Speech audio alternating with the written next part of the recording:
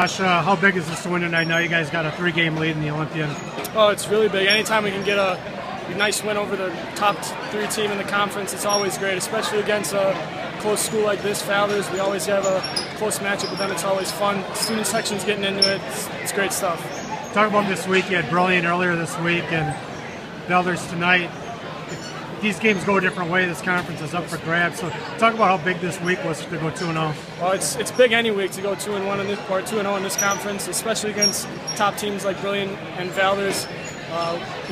Day of practice, then game, day of practice, then game. It's tough. So in practice we had to prepare tough and come ready to play these games. So. Talk about this game tonight. They got out on you quick. It was kind of back and forth, and you got a lead, but you couldn't blow them out. I mean, just talk about how tough it was to keep them away. Well, they played really up in us defense. They were up in us the whole game. It was really tough for our shooters to get anything going outside. So, I mean, as far as on the offensive end goes, I mean, it was tough for us to get a big lead because they were, up in us the whole game. So, biggest difference was the third quarter when you outscored them by 7.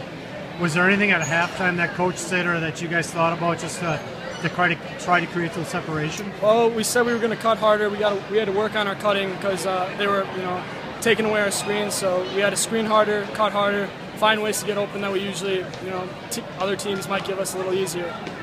Final thing, just talk about now you got the 3-game lead in the Olympian, but you guys don't want to let up because you got postseason and everything.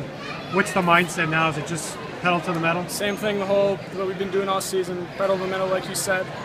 We're not laying off on anything the rest of the way. We want to finish out with an undefeated record in the Olympiad and do what we've been doing all season.